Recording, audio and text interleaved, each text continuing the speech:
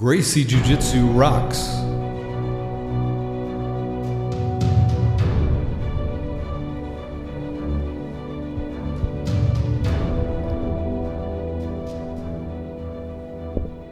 Welcome to the Gracie Jiu-Jitsu Rocks podcast, a podcast dedicated to Gracie Jiu-Jitsu and all things Gracie, including self-defense, competition, anti-bullying, women's self-defense and empowerment, nutrition, and most especially, the people involved in Gracie Jiu-Jitsu.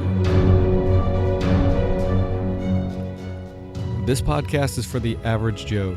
It's for anyone who practices, trains, teaches, or just loves to talk about or hear about Gracie Jiu-Jitsu.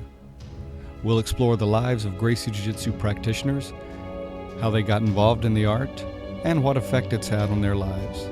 So buckle up and enjoy the ride.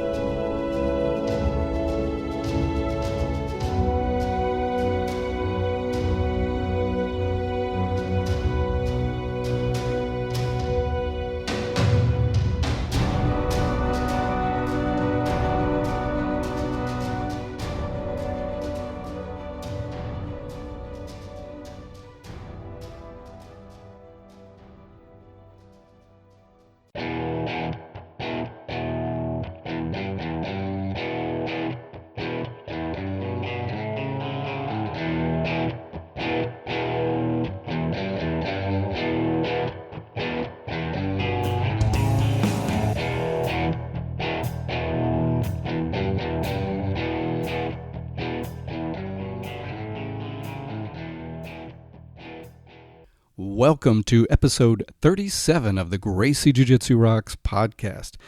Hello again, everyone. As always, I'm your host, Marty Josie, and thanks for listening. Today we have a very exciting guest, Richard Bresler. But before we get to that, let's start with a jiu-jitsu quote. Self-defense is not just a set of techniques. It's a state of mind, and it begins with the belief that you are worth defending. And that's from Grandmaster Rorion, Gracie. And in keeping with the self-defense theme, I'd like to shout out to Marco Moreno. And Marco is a Helson Gracie black belt, and he runs a certified training center called the Basics Gracie Jiu-Jitsu in Leesburg, Virginia. And Marco recently did a video entitled Looking at Basic Strikes in Gracie Jiu-Jitsu. So as a tribute to Grandmaster Elio, he did a video just kind of showcasing some of the strikes found in Gracie Jiu-Jitsu, and it was featured on the Jiu-Jitsu Times site at jujitsutimes.com. So check that out. Marco did a great job of displaying some of the basic self-defense strikes in Gracie Jiu-Jitsu. Great job, Marco.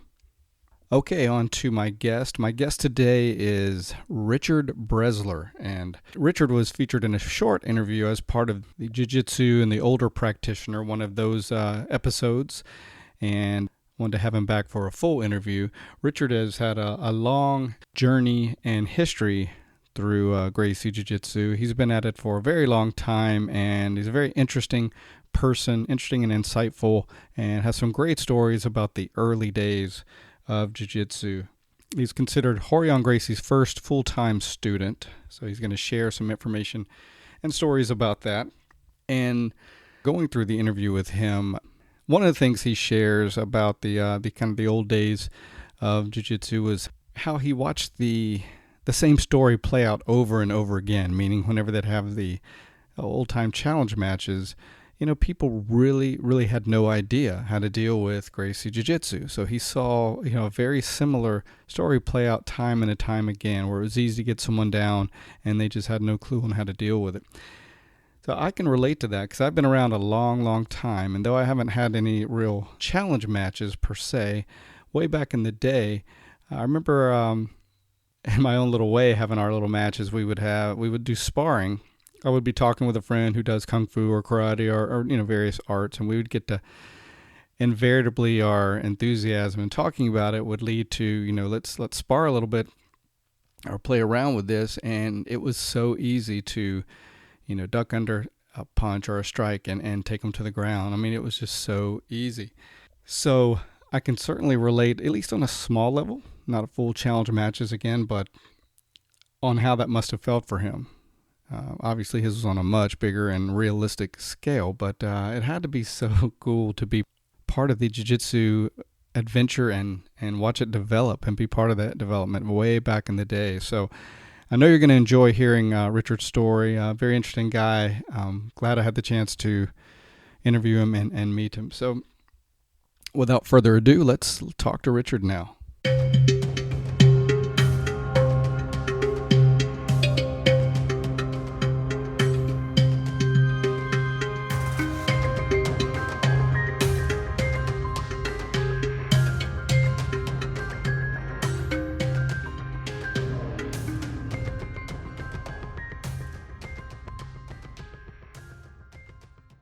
Hello, Richard. Hi there. Hey, thanks for being available today. It's great talking to you today. Yeah, thank you for calling. I appreciate the time. All right. So you've had a very long and interesting jiu-jitsu journey. So let's just jump right in and have you take us back and tell us how it all started for you and kind of what that's been like throughout the years. Gosh, I guess this past July, in 1979, so what is that, 36 years, I had an extra waterbed from a friend of mine that had a shop, and I put an ad in the recycler, and I got a response on my phone when I got home from work, and I don't remember the voice that was on my machine, but I called back, and Rorion answered the phone, and he told me that at the time that was his roommate who was looking for a waterbed, but he bought one, and I was just about ready to hang up, and he goes, but I'm looking for one. And he showed up at my house, had a conversation. I noticed like a very calm energy, very positive, very, confident. And we started talking, and one thing led to another, and invited me down for a class. And I showed up a couple days later, and from the moment that I walked in the garage there, being really scared when I walked in, because, sure, here's this, this guy who was, about 3 inches taller and, 25 pounds heavier than me, who has a black belt around his waist, and I'm like going, what am I in for here? And then the way he taught wasn't anything like I had imagined being taught. I mean, it was very, respectful of me, not demanding respect from me, but showing me respect. And the whole thing was just such a positive experience that, I was hooked. Had you done any other arts or any martial arts prior to this? Like I told him when he asked me if I've ever done any martial arts, I boxed, for about, 3 or 4 months when I was about 19 years old. But, as one of the coaches, he was going around in a circle boxing with us all, and he threw a cheap elbow at me and hit me in the nose. And, to do this with a new guy in 3 or 4 months as a new guy, it's like, it would be like the same of cranking on an arm bar. And so that really turned me off. I didn't want to get hit, and two, I didn't really know how to defend, and so I just I was skittish. I didn't want to do any martial arts just because of my own impression of what happened. And then it just seemed like it was, I don't know, it didn't seem right for me. And okay, so when I told him that, I didn't want to sound like I knew nothing, which I really knew nothing. I knew how to bob and weave and throw, some basic punches. But it was jiu-jitsu from then on. It was, he told me about his family and what they've done in Brazil, and So it was very impressive. And then he backed up everything that he said, when I got to know him more. Yeah. Well, it sounds like you were first drawn to him by the easygoing nature and the teaching style. And once you were into it a little bit, you saw that he definitely was the real deal in all areas. Yeah. He told me about his family, his father, his uncle. And then after the first class, I get a glass of fresh watermelon juice. I mean, Hey, you can't beat that. Yeah, I mean, talk about fresh. I mean, he made it right there on the spot, so it wasn't like it was pre-made sitting in the fridge. Nice. And it wasn't a juicer. I mean, he basically had a juice bag. He blended up the stuff, poured through the bag, and so to get some of that and some dates and whatever, it was nice. That sounds great. Do you remember the first thing he taught you, the first lesson? Yeah. It was just, the I think we did 3 stand-up aggressions, which is, when the person goes for the two-handed choke. Mm-hmm. Do you know the self-defense? Yes, I do. Okay, so when you like bend forward and kind of duck. Yeah. Right. So was that I think it was the collar grab, like down lower on your lapel. Mm-hmm. And gosh, okay, so I remember most of it. and then it was escape from the mounted position, which he said lay down, and then put me in that position and said, okay, escape, and that's when I realized, wow, I'm not going to be able to escape. Which is a little unnerving with somebody who you just met, who's on top of you, going, absolutely, wow. So, and then when I got on top of him and he escaped so easily, I went okay, I got to know this. And I think maybe the lapel choke. Okay. So where did it go from there? How long was it just, since you were his first kind of full-time student, how long was it before you saw others coming around, and just kind of how did the thing start opening up and developing? Well, the first house that he was in was on a street called Van Horn, and it wasn't the one known as the Garage that him and I rented together, because that one was on 3rd Street in Hermosa Beach. But I don't really remember any American guys that were, there may have been one or two, but it's really foggy back then. And, I know there was a couple Brazilian guys that would come over and have class with him.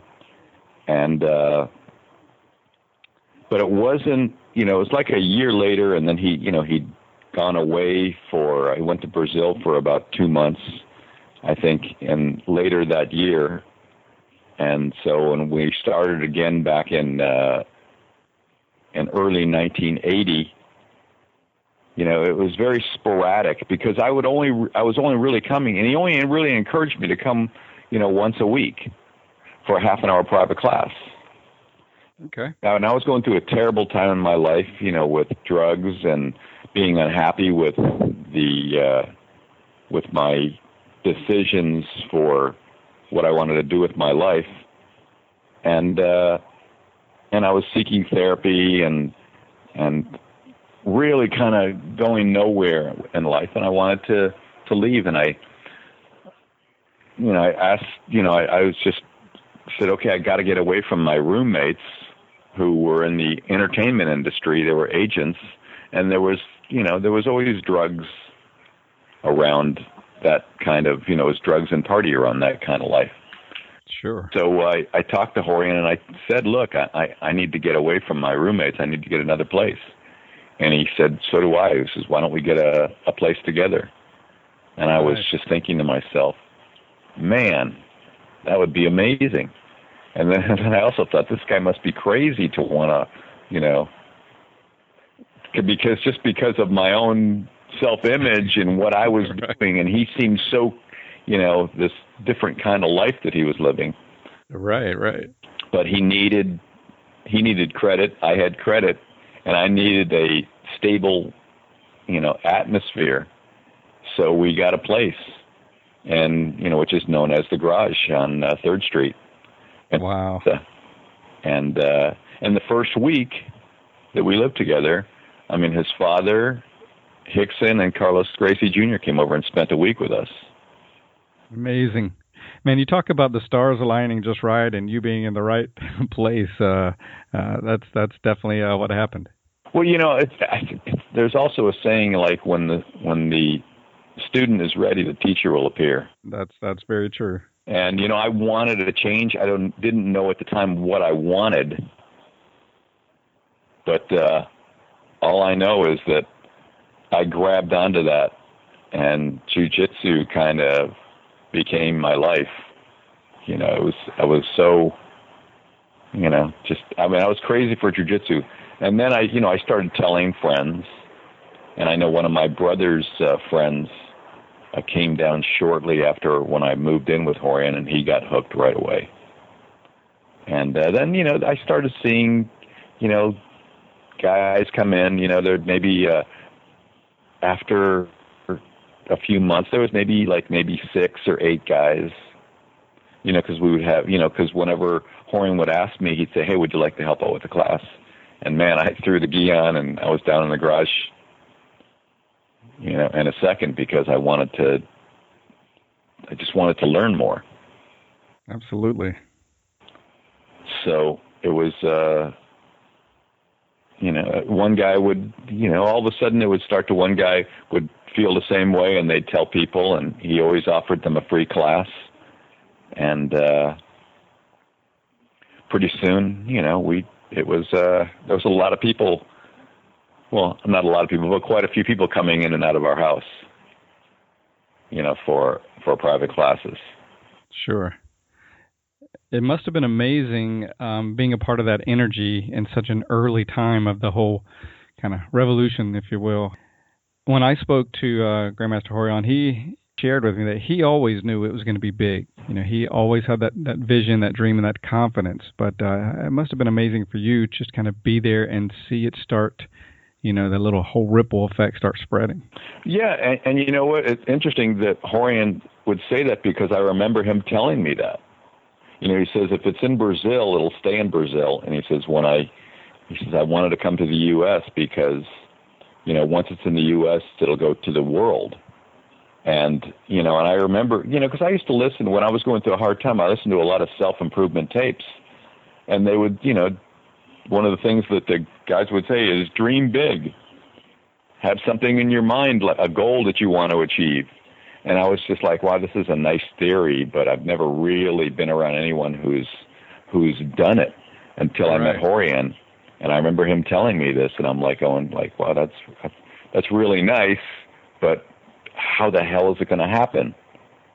And, one thing led to another, and, through the 80s, it started getting bigger, and he would tell me his experience going into Taekwondo schools or karate schools, and that's when he came to me and said, look, he said, I don't want to make enemies. He said, so I don't want to go on and challenge guys like that. He said, but doesn't matter if you make enemies. In other words, it's not so bad because I'm not the teacher. I could just be, a student who is, kind of whatever. It's like he could just be, oh, this guy, forgive him, whatever. But it didn't matter because he would still accept the challenge. Right. So he just said, look, I don't care how big they are. I don't care what they know. I don't care what lineage they come from. He says, if they want to fight, if they want to put it to the test, bring them on by. And, that was kind of cool back then, like carte blanche to go, wow. But, I didn't know where to go, though. I just figured, okay, karate schools. I remember being a kid, it was karate. So, I started going into karate schools. And, man, these karate teachers would tell some pretty nice stories about how they only needed an inch to break a brick, and he says, you don't want to fight this guy, and this guy he breaks stones and bricks, and I'm like, okay, that's the guy that I want. And I brought, I had an employee that worked for me years ago who was he's second-degree black belt in Kempo, and he wanted to come over, and the thing that impressed me about Rorion is that when he did these little makeshift challenges, and the guy that worked for me didn't really challenge, but he was just saying, back in those days when the guy didn't know, he would just say, look, this is what we do. In other words, the guy would stand up and kind of throw little punches and kicks, but not really hard. And then Rorion would clinch underneath and gently put the guy down. And the guy goes, well, we're moving in slow motion, so, when I get to go a little faster, it's not going to be like that. So Rorion, you want to go again? Yeah, let's go again. So they go again, and the guy would say, okay. And after about 7 or 8 times of doing the same thing, and he would say, look, he said, when I took you down, you could be in serious trouble. But he also thought, well, wait a second, if we're moving full speed, you're not going to be able to take me down. So, I remember the guy distinctly because he threw his gi off and he was jumping around like, I'm so fast and jumping around, you're not going to be able to grab me. So he went to throw a kick. Rorion, ducked underneath it. This is like 10 times in a row, lifts the guy up on his shoulder and slams him. Because you keep doing that, you're lowering your odds about being hit. So after the guy got slammed, he goes, okay, I've had enough. The wind knocked out of him, and he realizes that he was in trouble. Never signed up for classes. It was interesting. A lot of that, and then we went over and we did the little thing with Benny Urquidez, which really didn't turn into much, And Benny's older brother kind of was towering over me, telling me how tough, the older brothers were too, and Benny, and that, not to mess with this style. We don't know what we're doing. And, and I felt, I said, why don't you go tell Rorion that instead of telling me, so I even did a little, and this was me maybe 6 months into jiu-jitsu, barely had I think I'd just gotten my blue belt, because back then it was like, after you get 40 classes, you're no longer a beginner. And so he gave me the blue belt. And so I put it on, and he says, Richard, grab your gi. And I'm like, what? He says, yeah. He says, all you're going to do is put your hands up. And when I say go, just put your hands up and run and grab him. And, so I basically had one shot. And oh, wow. He said, go. I ran and clenched him and pulled him down. And then he stopped it, because Rorion didn't want to show anybody anything at the time. Yeah. So it was kind of like, that was my initiation to welcome to the family, welcome to jiu-jitsu. Oh, wow. That had to be wild. Oh, yeah, it was wild. And it was much more of that over and over, when I would see. Rorion was always, wrestlers would come in, and it didn't matter. Aikido guys, he was always putting it on the line, because Rorion really didn't do a lot of jiu-jitsu competitions back in Brazil. That I don't think that was much of his thing, even though he did a couple. I think he did more competition and was ready to fight up here, probably than mostly any other guy around, because it was back in that day, it's kind of like the Wild West. Yeah, absolutely. And the thing that impressed me the most, as much as those guys were trying to take off his head, even when he fought Ralph Alegria, which is on In Action, and some of the other guys that he had fought, he always, even when he would punch the guy on top, he would punch him with about, maybe 20 or 30%. He never, and he always told me, he says, don't punch the guy hard. He says, you'll break your hand. He says, you just want to punch him to distract them, so they'll turn over, you can choke them, or so at least they believe they're going to get hit. Mm-hmm. But he never hit the guy hard. Never. And he always, kind of, ever since I knew him, I remember in action, there's a fight with him in a karate school when he took a guy down and he went from the mounted position and he punched the guy, and you see him look up. Yeah. And it's because his father's saying, choke him. Like basically don't hurt him, choke him out, show him the power of jiu-jitsu. Right. And that's what was Rorion's, attitude, more than any other brother. I think Hickson was like that too, but other than that, I said the other guys, they would kind of take it personally because, and I understand that. I think as you get older, your attitude changes. But, that's a well-advanced person who can kind of realize, I don't have to take this personally. This is what these guys do, and this is what we do. So we'll be gentle on the guy. Maybe if he tries to grab our groin, we'll choke him. And when he taps out, we'll hold it a couple seconds long. But other than that, not to punch him or elbow him. So it was impressive back in the day to see that. And then all of a sudden, just to see this growth happening. It's very interesting, though, just talking about that, though. You're faced in this really potentially adrenaline overload situation with someone you don't know exactly what they know, and they're coming to get you.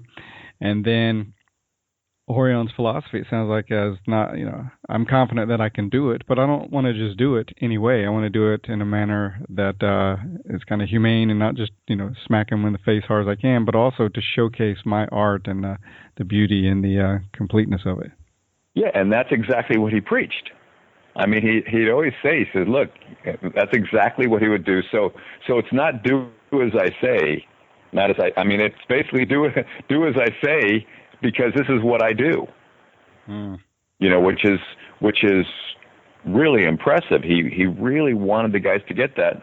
And a lot of, when we did some of the challenges at the Gracie Academy back in the early days, there was some students who wanted to fight, and they were ready to, like when they would get into the clinch, there was a couple times when there was this one guy that was a purple belt, big guy, was a Torrance cop.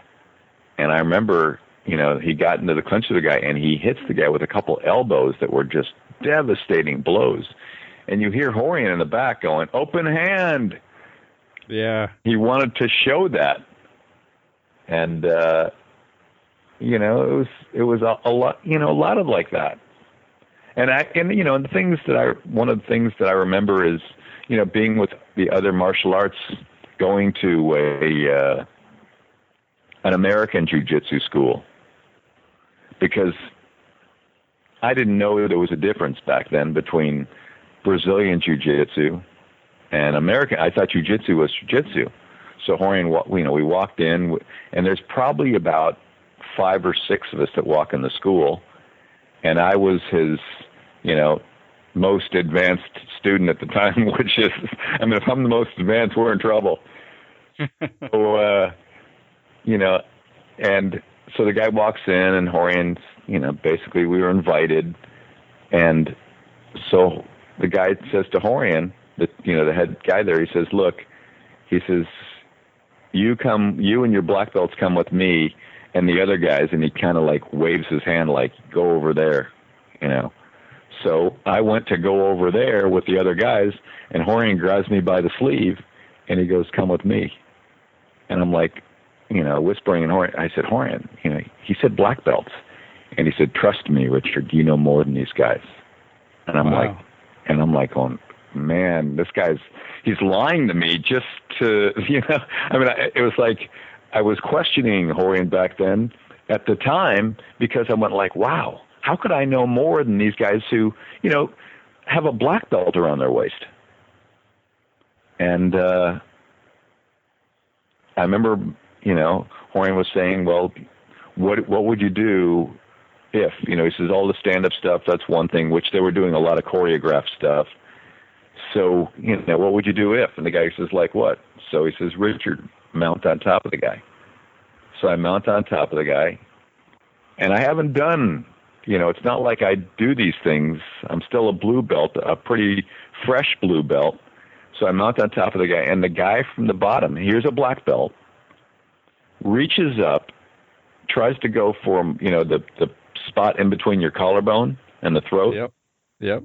So I moved my knees up, and I got up a little higher, and so he couldn't reach, which would have been a perfect time to grab him in an arm lock. But I wasn't even thinking. I was just like, it hurt when he started to press in the pressure point. So I moved up, and then the guy went crazy and trying to start to throw me off. And as he threw me off, I grabbed his arm. Yeah.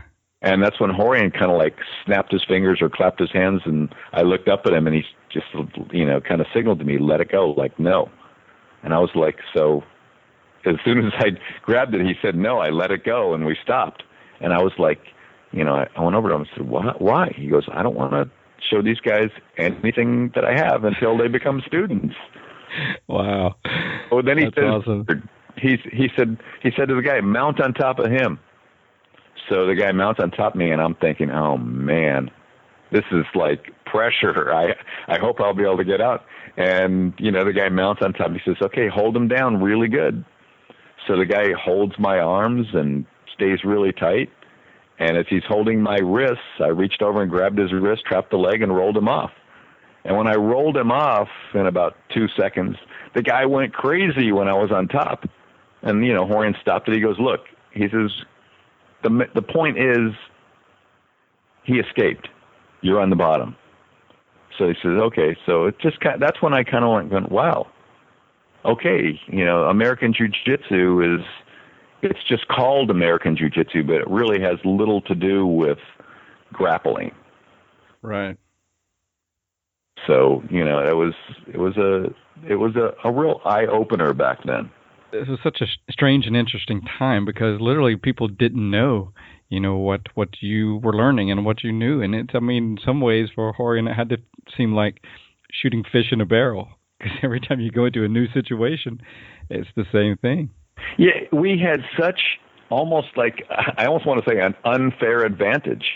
Right. Because they really didn't know. I remember going into a judo school. One of his students was John Saxon. And I think it was LACC where there was, so we went down to LACC and to the judo club. And so we're down there, and Rorion puts his gi on, and I didn't roll. I didn't bring my gi that time, and Rorion did because they invited him to roll. And every single student they went with, they did. This is when they were grappling. There was a certain amount of grappling in the judo clubs, but Rorion, so he would start, go with one after another. And each time I was watching him, and each time that he would roll with the guy, he would tell me, he would kind of mouth out like, okay, I'm going to catch the guy in an arm lock now. And then he'd look up at me and kind of like open his arms like to say, arm lock, and then grab the guy in an arm lock 2 seconds later. And I'm like, what? And then he would, and all of a sudden he'd choke the guy. He would say choke and choke the guy. And then the next guy, the same thing. And then the next guy, the same thing. And I'm like, no. It's like it was so easy that I went, wait a sec, something's wrong here. And, and then I remember we a couple years later, a bunch of us went down to a judo school when this was, I guess, when Gene LaBelle was there. And, a very similar thing happened, except, back then, this was a few years later, when we had, I think Hoyler was there, Hoist was there, Hickson was there, and we went like 2 or 3 times, always the same thing. And, it was an unfair advantage. And then, they started getting, between his contacts, somebody would know somebody in the movie industry or the martial arts magazines, and they started getting a little bit of press. And, I remember we went down to Pennsylvania. It was Pennsylvania, New Jersey.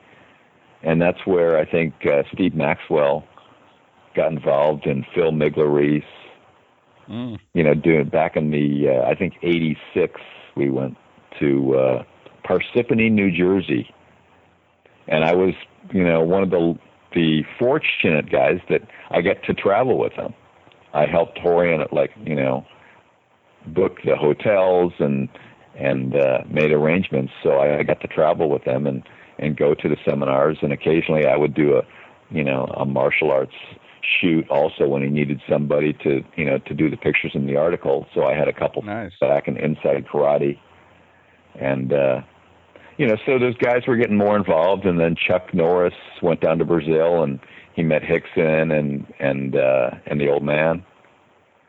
Old man, it was Grandmaster Elliot Gracie, and then invited Rorion down to Las Vegas in 1988, where that's when we had, conversations, when he was, because Rorion again didn't want to, even though they would do these little demonstrations and they would show all these, there's 100 black belt, karate guys across the nation who would come to Las Vegas, and, they would be like, they would say, well, this is jiu-jitsu, and then they say, well, do you want to see what, you stand up, and the jiu-jitsu guy stands up, and then they would kind of clinch and take the guy down, and this is when, Hickson, Helson, Hoyler, Hoyce, everybody was there. We had 11 of us, 11 of us, and myself, and including, I think,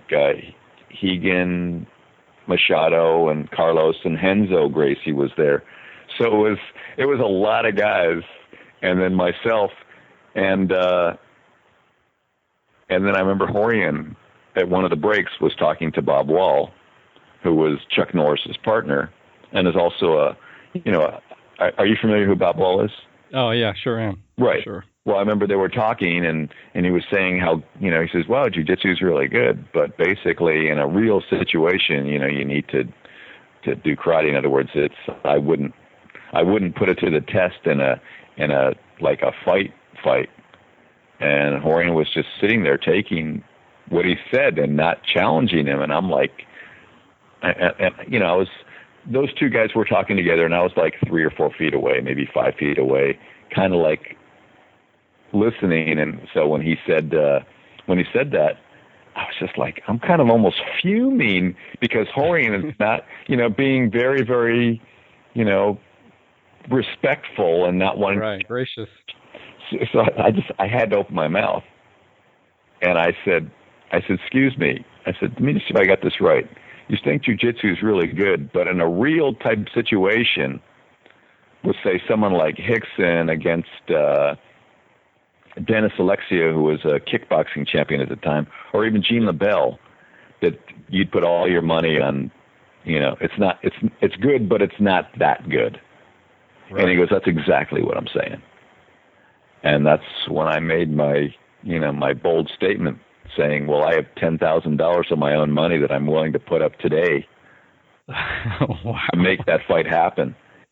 And he looks at Rorion and he says, who the hell are you? And Rorion says to Bob, permit me to introduce my friend and, longtime student. Back then, here I'm training with him for 9 years. And so we shake hands, and he tells me to put my arm up, and, I'm like, put my arm up. And I put my arm up, and he smacks it like a block or something, like a hit, like I was. Yeah. And I'm like, and he goes, that's nothing compared to how hard these guys will hit. And again, I said, that's great, but I still have $10,000 and I'm willing to put it up. That's great. Well, because it was, an intimidating thing. And I understand his response, but, because he goes like, who the hell do you think you are?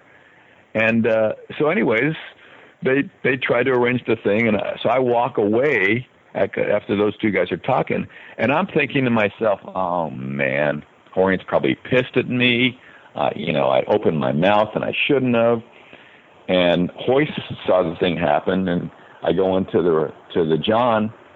Hoyce follows me in, and I'm thinking I'm going to get kind of chewed out. And Hoyce goes, "Way to go, Richard!" Nice. And so we got back to L.A. and kept trying to get this fight to happen, and and he was sure it was going to happen. And then week went by after week, and we would call them up, and he'd say, okay, we'll call you back. And after about 3 months, we stopped getting called back, and nothing ever happened. Wow. So it was, I was bold. I had a lot of confidence because that's all I'd seen. I haven't seen anybody really stand up to what they were doing. I mean, look, when you're with somebody who never loses a fight, you kind of tend to get a little confident. Yeah, I imagine. Even it wasn't me that was fighting, but this is what I'd seen, and this is what kind of like my job was to arrange a fight if I could. So that's what I did, and so yeah. And then shortly after the UFC is. I was gonna say, but when you've seen it happen over and over and over, it's impossible not to feel confident. Like, I've seen this play out. There's nothing different. So, take us on into around the time of the first UFC. What was that like? Well, that's when, but just before the UFC, he had done quite a few guys. I mean, it was out there that the Gracie challenge was, a viable thing, and people, would show up, and you'd never know when somebody was going to show up at the academy. I mean, it was just like, and then Rorion met Art Davey was a student, and, he came over and started training with the guys, and I remember, I taught Art a few classes too, and, and he kept talking about that they're trying to get this thing for pay-per-view, and, so I was basically saying, look, I want to invest because I think this could be a huge thing. And then I remember after the first thing was set, because I think I went to either the first 3 or 4 UFCs, and I remember I brought a snack with me. I just brought some fruit to eat in a bag because the food that they were serving there. I mean, I'd lived with Rorion. I'd kind of, I changed my eating habits, so I wanted something good to eat, and I was sitting ringside with my bag of fruit, whatever it was, and I couldn't touch it because my stomach was tied up in knots. Seeing some of those big guys fight, and I'm thinking, oh my God, Hoist is going to fight. Oh no. And just that energy, and it was like, this is really happening. And then I remember, the academy back then, because Rorion wanted to open a school. He came to me before the UFC, obviously, and said, look, Richard, he said, I can't keep teaching in my garage. If we're going to make this thing happen, it's got to be in a school. And he couldn't get a loan from the bank unless he had money in the bank. So, he came to me for some money, and I went to myself, what I had, and my parents who loaned a little bit, and I said, so I gave Rorion just about everything I had so he could open a school. And before and Hickson was there, and Hoyler and Hoist, they're all teaching, and at one time back in the early 90s, 92, I mean, the sheriffs were ready to come in and padlock this place because we were having a hard time making the bills. Wow. And it was right after the UFC started that all of a sudden our group classes, went from 6 or 8 guys to, 20 guys, 25 guys, 30 guys in a group class. He expanded the place shortly after the UFC because people wanted to learn this art called jiu-jitsu. Absolutely. It opened a lot of eyes, and with each one that happened, more and more people got into it. Oh, it was really amazing. And so when I look back then, and then all of a sudden I would start hearing, guys like, oh, do you know this guy? And do you know that guy? And I'm like, no, because, people were learning, the guys were coming in from, like I said, Steve Maxwell, came from New Jersey, and he trained, and then Phil Migler-Reese and his brother. I remember mostly Phil coming out to L.A. when I was there, and so it was just there were more and more guys training, and then offshoots of theirs. You're right. Because I didn't see the other guys, I just saw those guys come to the academy. So it was happening throughout the rest of the country, which I didn't see, but all of a sudden, all over the place. Yeah, but in California it was going crazy. Well, I had Steve Maxwell on the show, and he talked about when he first started, he would make the trek out there to L.A., several times, and eventually he said, why don't I bring them over here to the East Coast? And so it's interesting to hear your point of view that you were part of that entourage that went over there. But it was, he was telling from his perspective, bringing everybody in. It seemed to be more efficient on his side to do that. And well, we went to I remember Hunter College once, and there was, I think, a hotel. Because I only went to the East Coast twice. I went to Hunter College and then to Parsippany. Yeah, and then and then I don't know what happened. I just remember Steve was coming out for he'd come out for it seemed like 2 or 3 times a year, because since I was in the first class of instructors, there was 4 of us that got certified. And then because I had spent the most amount of time with Rorion, I knew the self-defense better than everybody. I knew exactly how he wanted it done, and the way he taught it. So that's exactly what I repeated. And I know when Steve would come into town, he'd always pull me aside and he'll go, help me go through this, because he wanted to get certified. So spending time with with him and his wife at the time, it was just so interesting to help these guys, and then to just see the explosion of it. It's still yeah. Go ahead. I was just saying, what an incredible opportunity, for you to get started before any of it was really going on, and just to watch it evolve and expand and grow, and to be able to hang out with and be influenced by and taught and learn by so many of the top jiu-jitsu Gracies back then. What an incredible opportunity that you had. If you had to sum up, well, it's probably impossible to do this, but when thinking about your time with Rorion as well as the brothers, what would you say is the top 1 or 2 lessons that stand out in your mind that you learned from their time with them? Gosh, that's asking a lot, I know. Yeah, it's really,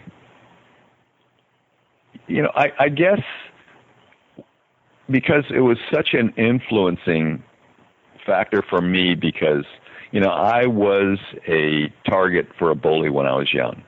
I was just, so it was realizing certain behaviors in others, and so my focus has been to be very similar, the kind of influence that he was on me to others. Because when I was using drugs, when I met Rorion, he never really sat down and focused with me on me stopping. He just said, look, he was always talking about the diet. Now that's what his life has become now, to spread the diet. So, when I've met other students who tell me about, they drink too much, they do this, and that's one of the things that I'll tell them is too. I realize there's certain things about the behavior, and just to say, don't focus on stopping your bad habits. put a goal of focusing on good habits. Do something positive for yourself. And that's where, and that's what I do my best to do, to kind of turn that out. So it's more than just a jiu-jitsu thing. It's to help your life get better. That's awesome. That's a great philosophy and a great way to try to be and make that impact for others as you had it done for you. Yeah, it's something that I wanted to give back. And, when I see what jiu-jitsu's become and all these guys that train and the world champions out there, because Rorion never really was interested for myself and me to train and do competitions, even though we had in-house competitions. I never really had that focus on becoming a jiu-jitsu champion. My focus and his focus for me was, and my focus for others is to, I said, look, most of us that come into jiu-jitsu are not going to be training, world class. There's going to be a few, right. But the guys that are drawn to me, I said, look, all I want to help you guys do is to learn how to defend yourself, because I'm a small guy, I'm in 5'10", 145, 150 pounds. So when I teach, I want to be able to show that the basics without using power, because I see guys all the time, try to use power against somebody else. I said, that's great.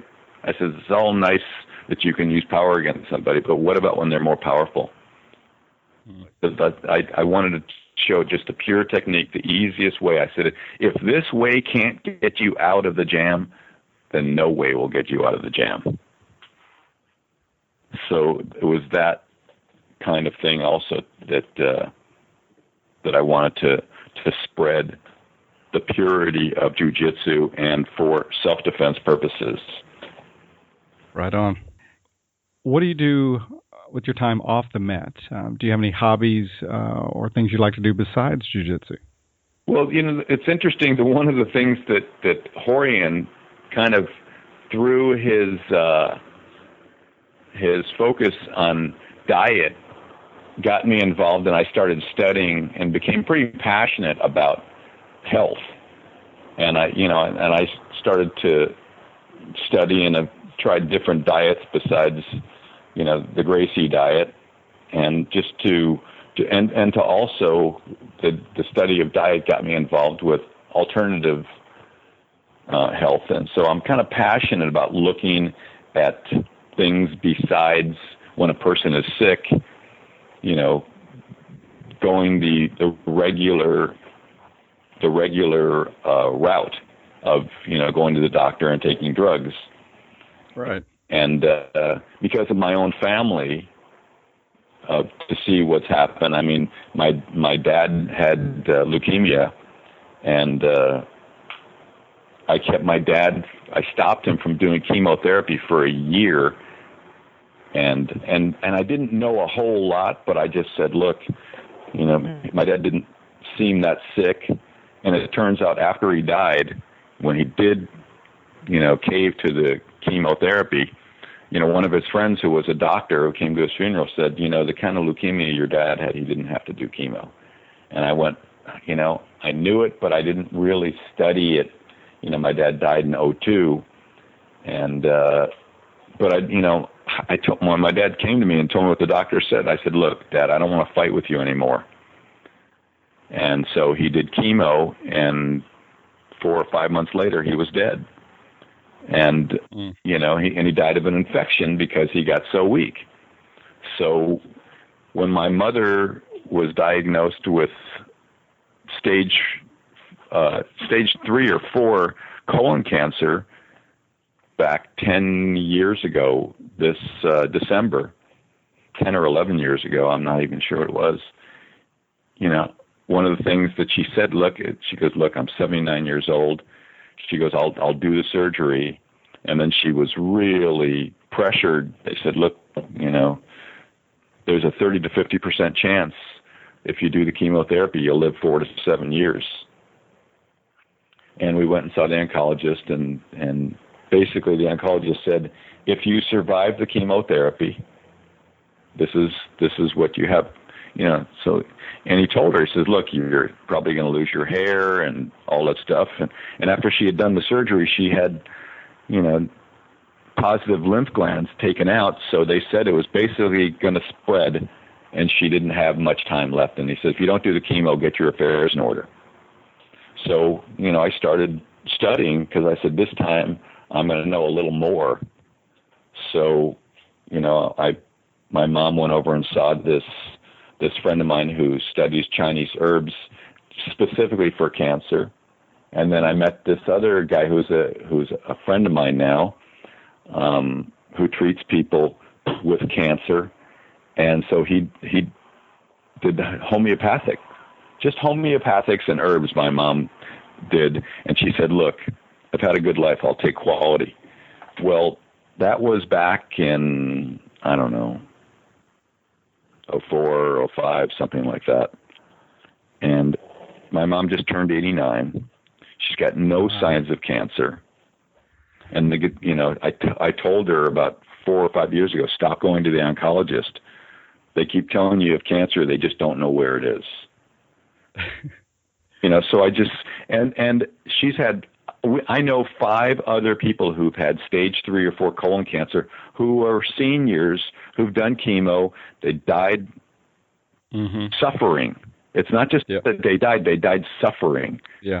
And so my focus I'm passionate, as you can probably hear. Yeah, I can hear it. That people at the age of 80 years old don't do chemotherapy. I mean, cancer is a disease of the immune system. It weakens your immune system, so they take these people, they give them chemo, and then they're surprised, and then they're suffering. It's like At that point, most of your life has been lived. That doesn't do anything positive to help your health. So that's kind of like I'm reading, all these cancer summits or gluten things just to keep myself abreast. There was something that I forgot the name of the thing about cancer that was out there, and they basically reiterated what I had said. And so that's my passion for health. So I share Horion's attitude with what he wants to do with the Gracie diet, because even though I don't do the Gracie diet, the principles that he taught me are still there. Absolutely. And I see how important it is to have, to give yourself good fuel, and it's. I completely agree. And first of all, thank you for sharing that story about your dad and your mom. I mean, it's very powerful and moving. So, thank you for that. And how awesome was it that you got to have that impact in her life? So, man, that's great. There are no words. Like you, I've been into kind of holistic, alternative, whatever you want to call it. They call it now complementary medicine for many, many years. And I've seen countless examples of, instead of treating the symptom with more drugs, taking the whole person, and nutrition and acupuncture and different things, massage. And even one of the persons I was into way back before this whole kind of mind-body revolution occurred was Bernie Siegel, and he was a traditionally trained surgeon, but he had done tons of research on the how emotions affect health and the mind-body connection, and so I got into it through him way back. Yeah, I listened to Bernie's. I listened to his audios. Yeah, they're great. And then several people since then, but that was one of the first ones for me. But just the power of bringing in natural elements, getting out of the body's ability to heal itself, and what part of emotional stress and things like that, how what an impact that has on our lives. So, hats off to you for researching that and making an impact in your own family's life, but also spreading the word now. So great. And the other thing that I'm passionate about is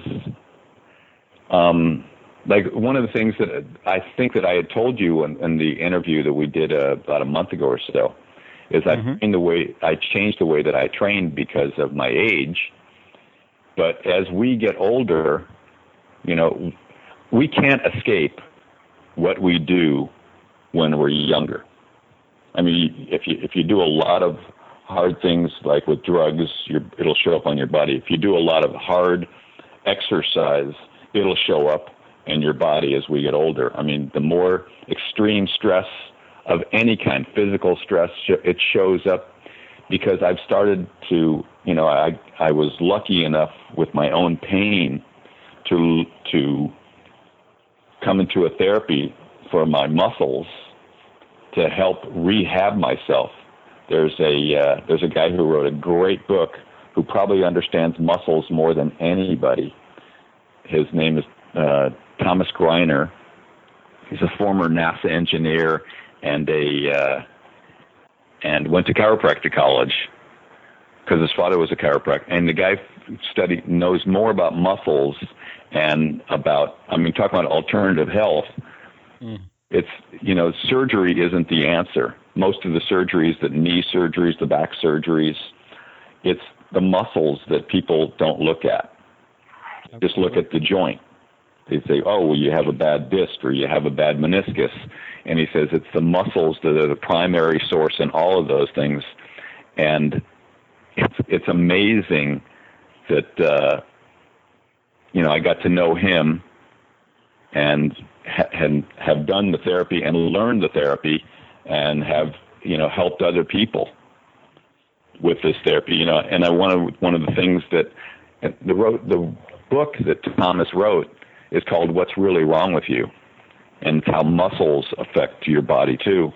And you know, my mother, the one thing I didn't tell you about her is before she was diagnosed with cancer, a month before she was diagnosed with COPD, chronic obstructive pulmonary disease.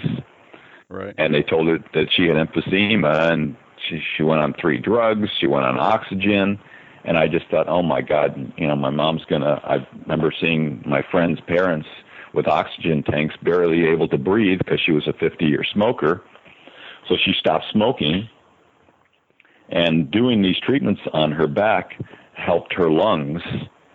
And now my mom is off oxygen. She's off 2 of the 3 drugs, and she uses this one little inhaler like once or twice a day. But her oxygen levels are 96. So I've been able to help her with that. So that's awesome. Yeah.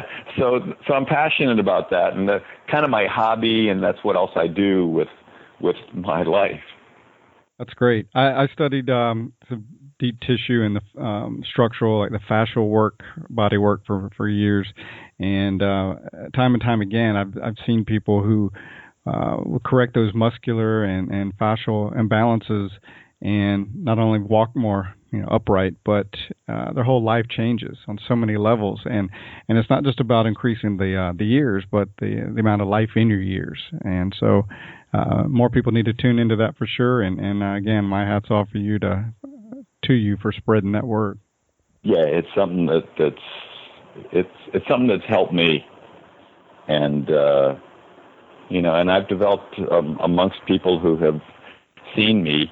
There's you know, people go like, you know, when their backs are hurting or this or that, I'll just go, hey, you know, like, and I'll get phone calls going, oh, so and so referred me, and you know, it's when you see something that helps, it's hard for me not to be involved. Absolutely. You want to, when you see something that works and has made a difference in your life, you can't help but want to spread it to others. Right. A couple more things before we close. Richard, tell us about your jiu-jitsu these days, and also, besides Rorion, who would you say sticks out in your mind as having had the biggest impact on your life, and why, either personally or professionally? My jiu-jitsu, basically, yeah. I teach at the Krav Maga headquarters in West LA, I've been there for 17 years because I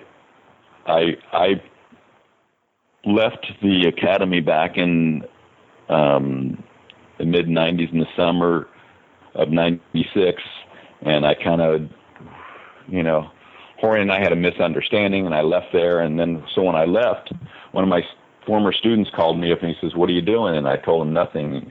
So he said, "Let's start a jiu-jitsu school." So I was one of the original founders of Beverly Hills Jiu-Jitsu.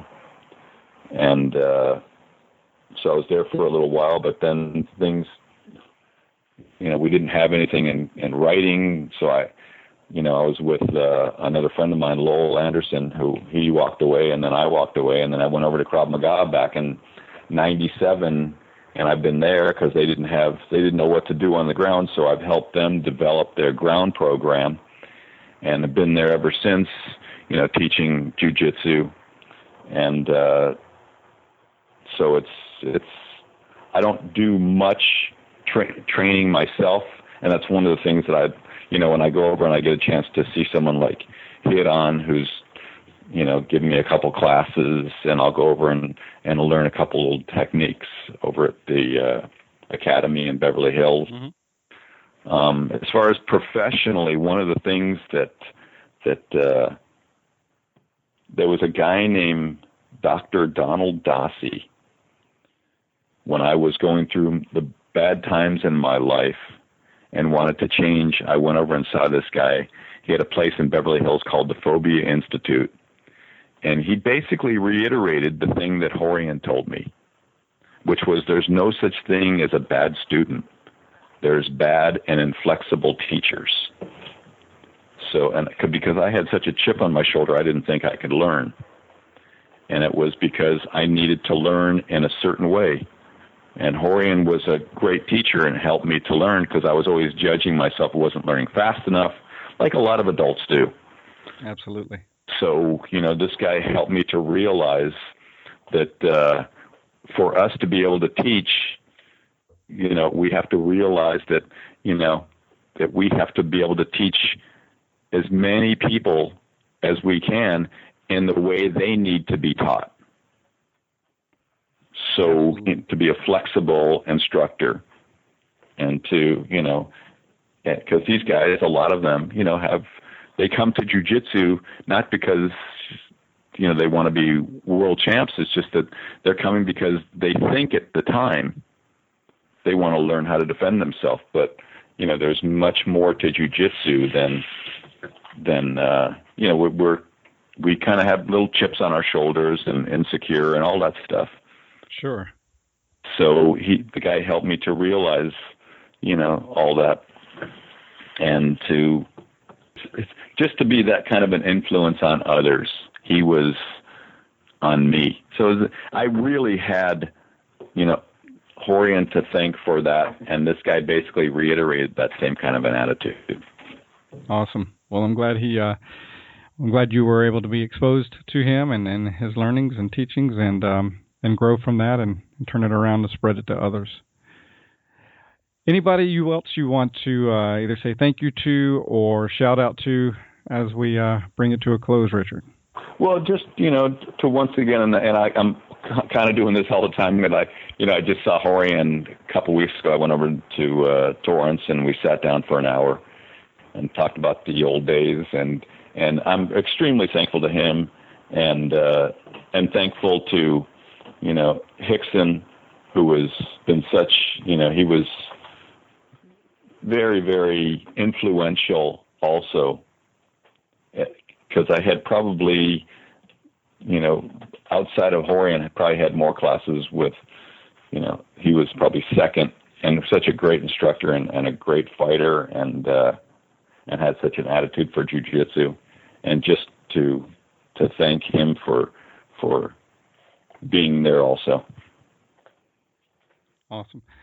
Well, man, I want to thank you so much for your time, and you've got such great history, insight, and great stories. Really do appreciate you taking time to share them with us, and thanks for the impact you're making with people. Well, thank you for allowing me to be part of this. All right. Hope you have a long, healthy, and happy life, my friend, and take care. You too. Okay, great interview. Again, I really enjoyed meeting and speaking with Richard. Very interesting person, and someone I hope to stay in touch with and going forward. Okay, time now for the Make a Difference, Make an Impact segment.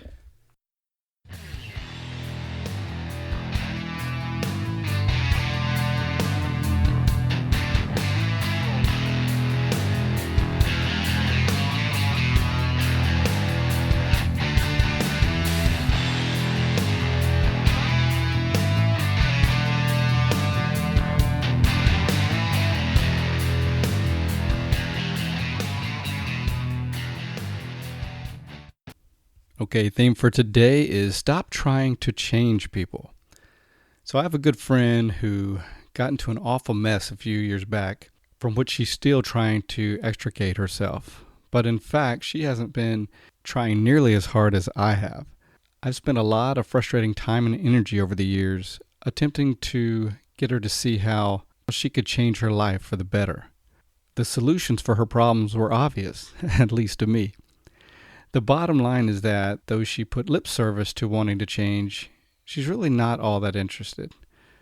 One of the things that's become clear to me since I've started to slow down is that people do what they want to do. Understanding that has made it possible for me to see the fine line between being supportive and getting in the way. When it comes right down to it, we can't change other people. They change when they're good and ready. Ultimately, we all have to get out of our own predicaments. Most often, what people really want is a supportive ear. This includes kids and spouses. Now I just listen, and man, has that simplified my life. And it's freed up a lot of energy to spend in more enjoyable and more productive pursuits. So going through your day, your week, and your month, I encourage you to keep this thought in mind. Stop trying to change other people. Be a positive influence, have a positive impact whenever possible, and be there for people. But don't get caught up in being married to your outcome for their situation or their life. I think in keeping this in mind, you'll be a lot happier and more peaceful in going through your life. And that's going to do it for this edition of the show. As always, I appreciate you listening. Hope you're enjoying it. Please help us spread the word if you are enjoying it, and like us on Facebook and Twitter if you haven't already. Take a moment to go over to iTunes and rate the show, as well as leave a comment there as well. You can always go to the website and leave a comment as well. Don't forget to send me questions that you would like Rorion Gracie to answer the next time we have him back as well. Thanks again for listening, and as always, until next time, this is Marty Josie, and I'll see you on the mat.